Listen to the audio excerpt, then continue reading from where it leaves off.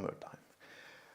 All right. Hello, everybody. Here is Peter Churget from Invested, and this is the Power Awakening podcast.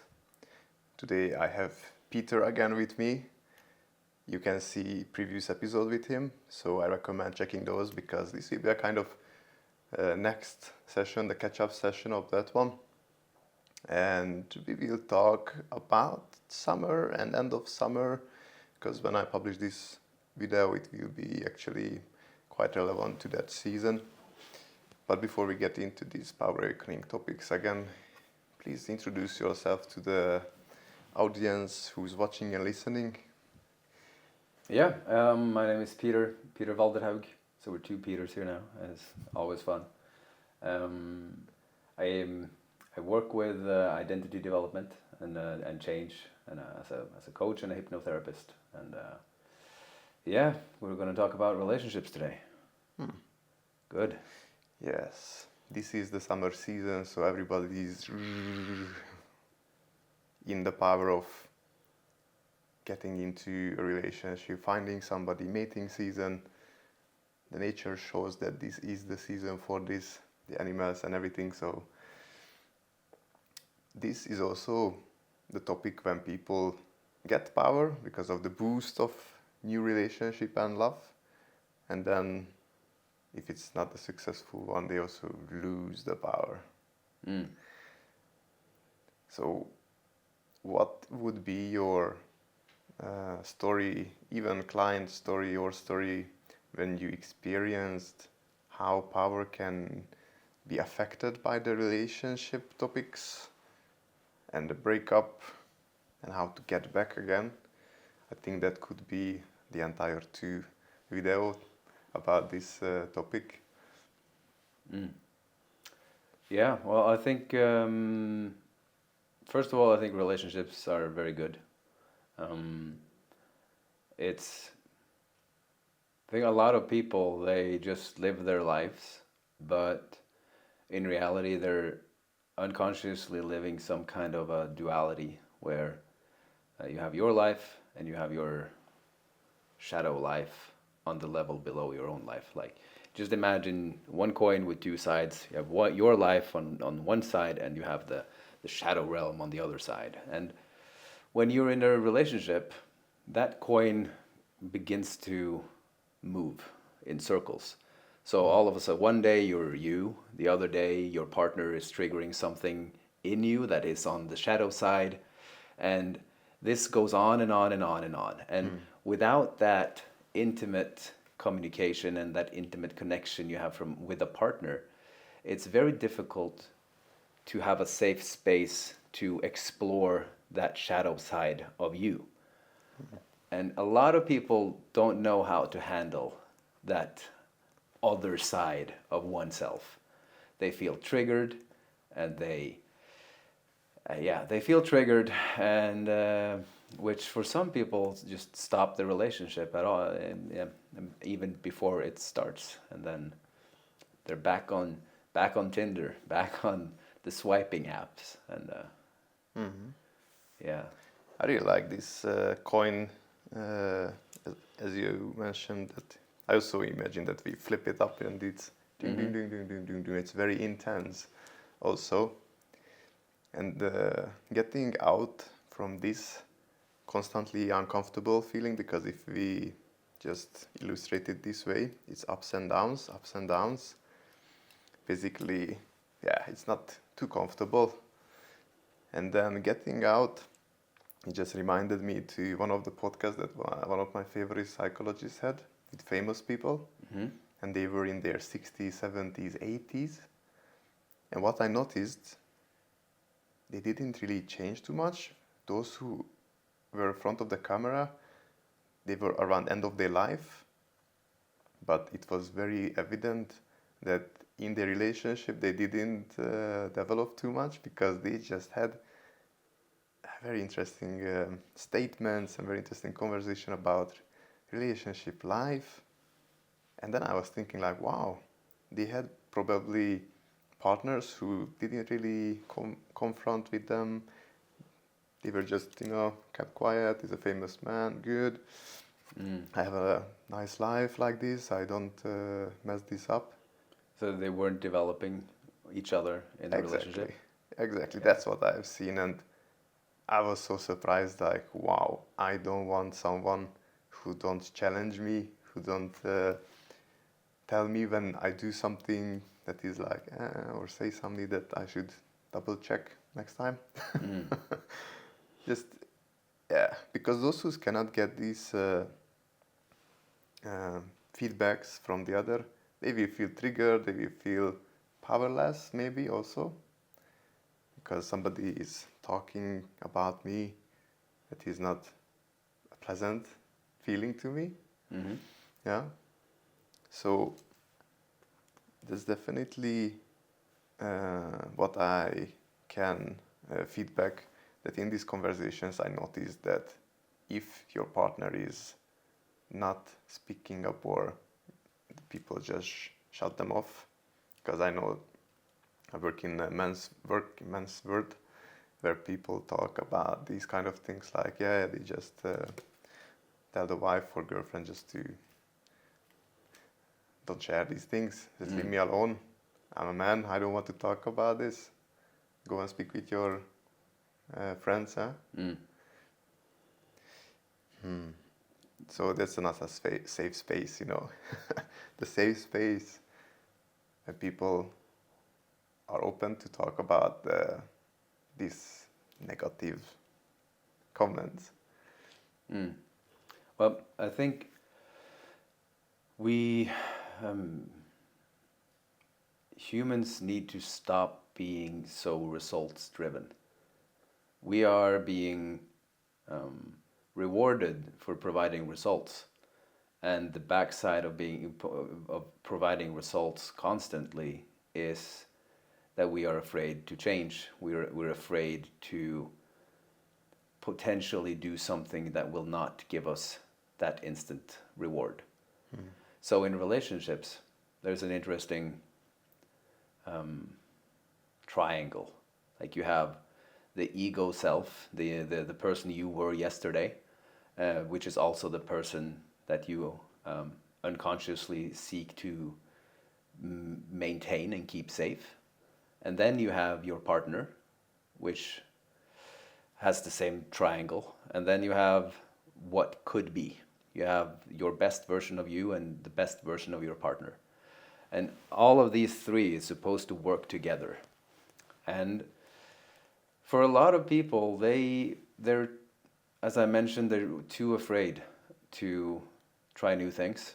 They're too afraid of being curious. They're too afraid of asking or being curious about themselves, because they're so used to being rewarded for who they are. And rewarded doesn't necessarily mean being giving a lot of reward. Like rewarded could also mean just the absence of adverse emotions. So the absence of feeling bad, the absence of feeling sad. So they do the same things over and over and over.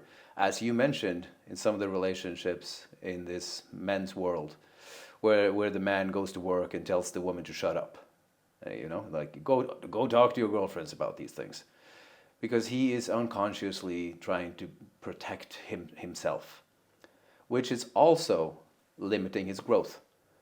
Because you said something in the last podcast, or I'm not sure if you didn't say it in the podcast, you said it outside of the podcast, where you compared masculinity to the plant that is growing and making direction, and femininity to the soil that nurtures and grows. And I love that metaphor. I've been using it with clients, and it really makes sense. And if the masculine part is protecting its own growth, it will not allow new soil to nurture it into new directions, which is what I experienced with my girlfriend. I was single in our last podcast. I've had a girlfriend for a little, almost. We met each other for a year ago, almost today. Yeah, and she's a true gift. Like she triggers me a whole lot because she is the kind of brave soul that dares to ask questions. And if I do something that's not what I've said that I was going to do, she's going to be like, why are you doing this? And then I can feel my shadow side. I can feel my inner child being all triggered. I'm like, well, I'm going to do what I want. And she's like, yeah, you can do what you want, but you said you were going to do this. Are you going to keep your word or not? Mm. And a lot of men, they do not know how to handle truth. They double down on their own ego, and they double down on their own way of doing things, unconsciously limiting their growth, which is sad, because humans are capable of so much, many amazing things. We have so much power, but if we limit ourselves to what we've already done, then there's no way of knowing what we are actually capable of doing, which is we need people around us to ask the bad or the serious questions. We need people around us to be brave enough to trigger us, and we need to learn how to embrace those triggers with love, because they're not trying to be mean. They're just showing shadow sides of you that's always been there, but you didn't know they were. Yeah, you said they protecting themselves, the men, when they speak back and not taking the question, not taking the conversations they don't want. Basically, the protecting themselves means also they not comfortable talking about things, or they have no experience talking about emotions and what should I do with that? Because even if they are not connected to themselves, how can they connect to the other with emotions if I cannot connect to myself with emotions? And I don't know what are these emotions.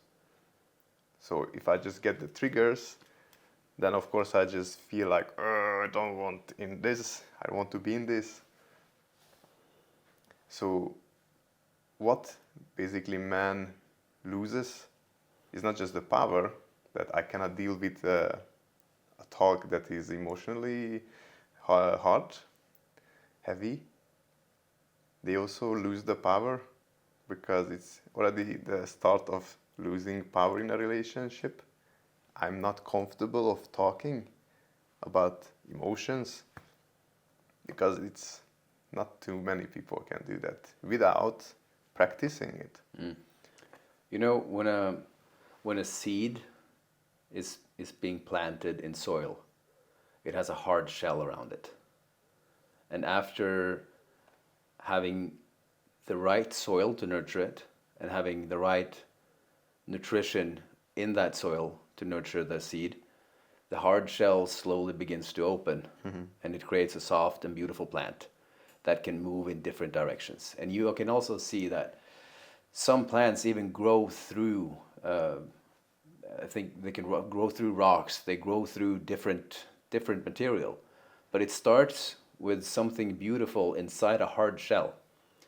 And in my practice, we have this foundational idea that behind every action there's a positive intention. So behind every man who disregard the communicative efforts of his partner is self-preservation. And if that seed in soil were trying to self-preserve all the time, it would never grow. It would just be inside that hard shell. And I think that's unfortunately what happens with a lot of men, because there is no, let's be honest, there's no understanding of men's emotional availability in this society at all. You have most psychologists are women who got A's in school, who went to the right universities, got the best grades, and then got out into the more education. And to get all of these good grades, it also means that it's really difficult to go out and make mistakes and go live and really learn what it means to be a human with all of the different aspects. So then they train a lot of really good mental health therapists, like psychologists or doctors or everything, they're really, really good at their craft. And I think a lot of them are really bad at being human. Because humans, they mess up. Humans make mistakes. And in order to acquire the professional title of psychologist specialty, blah, blah, blah, blah, blah, it's really difficult to mess up because you need to have perfect grades. And then you're sitting there as a like 32-year-old person who has never really had any mistakes, and I'm generalizing a whole lot. There's a lot of different people, but in general. Then you're meeting a 54-year-old man who has never opened up about emotions at all, and maybe he was abused when he was a child, and he just learned how to make that shell even harder and harder and harder, and you're sitting there trying to help this man. And you have there's no way of connecting to that person, because your idea of how to nurture that beautiful seed through that hard shell, you don't have the life experience necessary in order to nurture that man into becoming the best version of him, because he's so used to having to protect himself. So that's one thing. Like, and in most societal institutions, they're not equipped to understand the emotional complexity of men. In relationship too, women say, just open up and talk about it. And when they do, men don't really know how to, in a masculine way, talk about their emotions either. Because they see how their mom did it, they see how some of their friends do it, they see how men talk about emotions in TV and on reality shows. And it's not sexy. It's not sexy when men begin to complain about their emotions. It's really sexy when men start talking about emotions and owning their emotions. That's really good, but nobody teaches men how to do that. And then there's just this crazy gap between people. Like, what do we think the men need? What do men think that they have to provide? And there's just a gap between there, and it's just too much. And without the right coaching and the right structure to open up, which we don't have, then it's easier to just shut down and say, I'm not going to talk about that. And just for the camera, I'm generalizing broadly. So there's a lot of stuff in between, but you're smart enough to understand that. Wow. I really like that you use the seed and the plant metaphor, because if we see the dating, mating, women see the potential in the seed, but then, as you said, if this seed goes into this pot with the soil, which is the feminine energy, and this seed is in a safe environment and opens up, then basically it can become of the best version, because basically the seed is not the best version yet of a plant. Yes. But once it's safe in a pot, which is the feminine energy, and it just gives the life force, the life energy, the fire to just come up and become the beautiful tree that the person can be. And it's a beautiful, that's the beautiful in love, a relationship, that once men can see that actually this what love and relationship can give me, like growing into the best self, then actually that would, a lot of things would change. A lot would change. And this is why I went out and started talking about the psychologist and stuff. It's I don't necessarily mean all of that. I mean that the soil and the nurturing needs to understand what type of seed I am actually nurturing right now. Because a sunflower seed needs different nurture than a rose seed, than the seed of a rose bush. A carrot seed needs different nurturement than an apple tree. So all of the seeds are unique, with different qualities and different beauties. And they all require nurturing soil, but with slightly different specialities of that nurturing. And without the feminine energy asking questions, how can I be the best soil for you? And without the seed saying, how can I grow to be the best plant for you? Without that communication and that level of trust, it's easy to just have beautiful soil that's nurturing something entirely not matching of that soil. It's really good that we go into the types of nurturing, because those who know some gardening, they know already that actually in my garden I can even see every day that the seeds that are really on the right spot, they grow 3 times faster. Yeah. Crazy. And those who are not in the best place, not getting the right things, they don't really grow, did not even grow, or they just grow very slowly. So for this, you can also say that, okay, if I don't talk to this person in the right way, if I don't interact in the right way that is helping to grow, it will not grow, or grow very slowly, and maybe just Or shut down. yeah, maybe it will not even surviving. Yeah, so the potential is there, that is clear. But then how we nurture this plant, that's the second thing. And we're just starting with the seed, so not even a plant. Yeah. And this is the start of relationship, where this the phase that we are talking about, where the seed can just die basically in this, and then it means the relationship not a successful one. But also, back to the psychologist podcast, some soil can just keep this seed without it, basically just conservating it, and that woman will not see that man in its full potential. And that's what I've noticed in this podcast, and that was something that also motivated me just keep going on.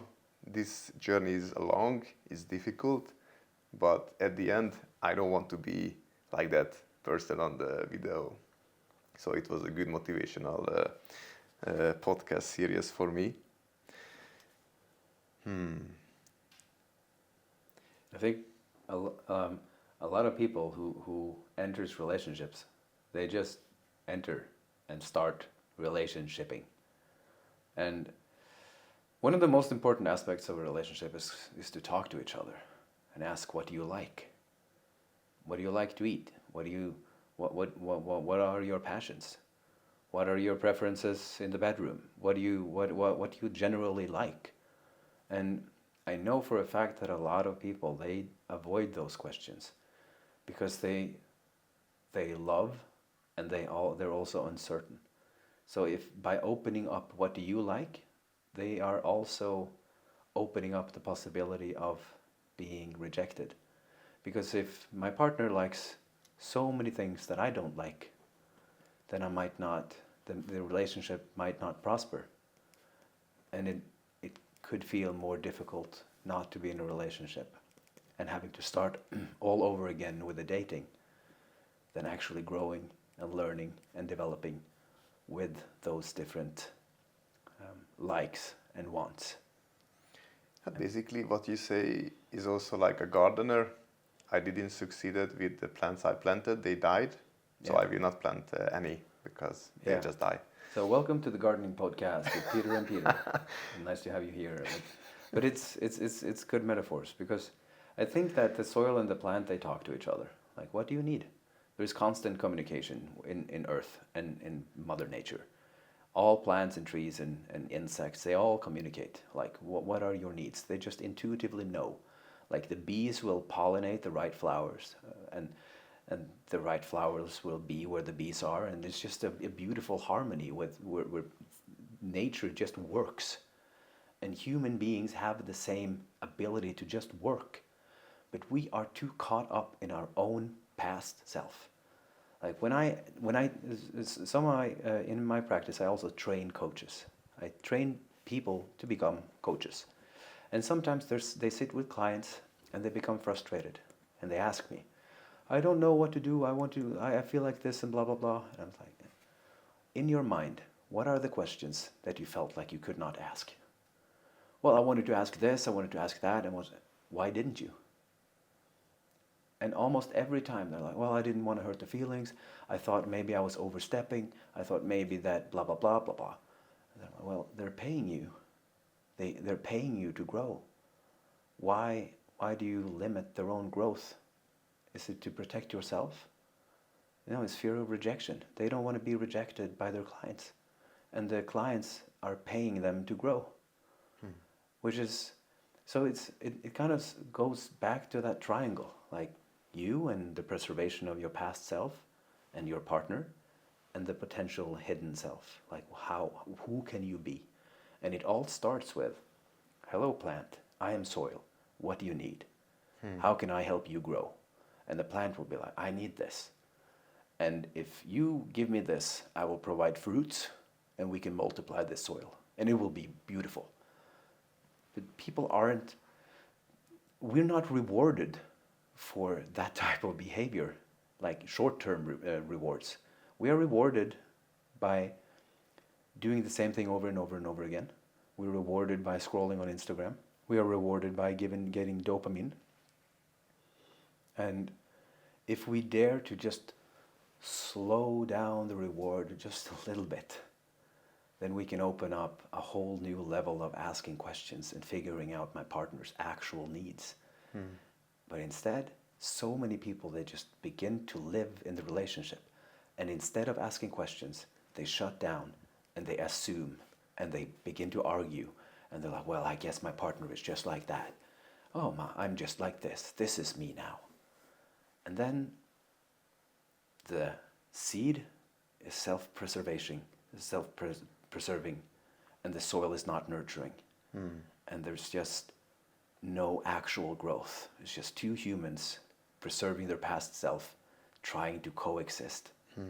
When in reality, life is about growing in relationships too. And this is interesting when you say that they should discuss things. One of the issue that somebody don't want to make the other feel uncomfortable. Yeah.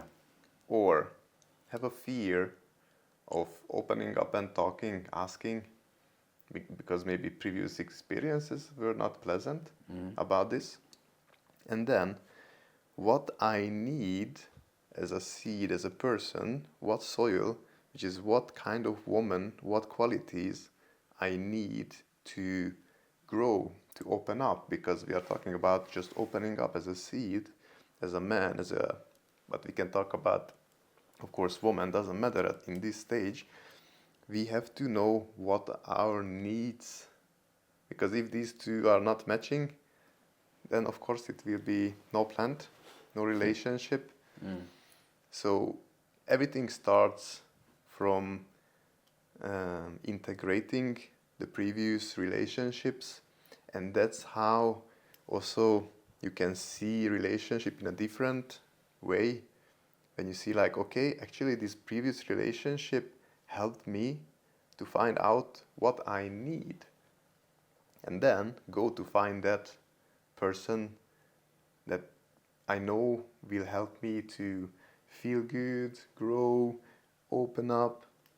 So basically when people look at relationship and breakups in this way, that would be much easier to basically find the right partner. Otherwise, if I had a failed relationship and I will be afraid to plant another, then the growth will stop, or you will just struggle with again the same soil that is not good. If we don't process what happened in the previous relationship, we will not learn from that. So we will just follow the previous patterns, finding the wrong soil, cannot open up, or I just grow a little, very little, and then I just decide, okay, I'm not continuing in this. So definitely those who's watching this podcast, check the next one, because after finding out what you need, how to integrate the previous relationship, we will talk about the actual plant, which is you are in the relationship and how to deal with that part as well. What would be your wrap up about this conversation before we say goodbye? I'd say that if you keep doing the same thing, you'll never get new results. And then you mentioned the results are very important for so many people, getting the right one, the good one, the best one. Yeah, but we never know what the only way of knowing the right result is just by comparing yesterday. So the right results for you right now hasn't happened yet. So it's impossible to know what it is. But if you keep self-preservation as your primary motivation, you just keep replicating yesterday. And there's no new results in yesterday. And if your past is full of failed relationships, then it's kind of counterproductive to keep replicating those relationships. Do something new, think new thoughts, and have a new life. And become the best version of yourself, because this is what we also have to imagine, like what kind of tree, if we talk about trees, what kind of, how big, how wide I want to be, because that's again, we're getting into the human perspective, because now you have to imagine, for example, what woman, what man you want to be, what relationship, what is in your mind that you can imagine to have, what is the feeling in the morning, what is the feeling in the bed, in the kitchen, outside together, camping together, because all these will lead you to find that person. Because without these imaginations, we can basically just following hormones, not plans and heart. It's just physical attraction then, and that's it. So doing the inner work, being able to find out what I want, how I want, what I learned from previous relationship, that's a lot of work. But once you get it done, once you're in the process already, you will be able to find the way to a more fulfilling relationship. So the inner work definitely is the next part of this podcast. How to do this, what can lead you there. Because without that, it will be only a big luck that can help you to be in a right place with the right person. Otherwise, if we sharpen our senses and minds and hearts, then it will help you to be on the right place, sense the right person, and be with that person and become your best version. And help the other also with this, because once you become the best version, you help the other also to grow. Because once we are in the best version of ourselves, we have power. Once we have power, then it's easy to help others. Yeah. This is the closing words. Click on the next podcast, it will be somewhere around here, or just find the next episode number and see you soon. And I learned, I have to say, subscribe, like, because YouTube algorithm will just ignore Power Awakening podcast, unfortunately. So do it, please. Thank you.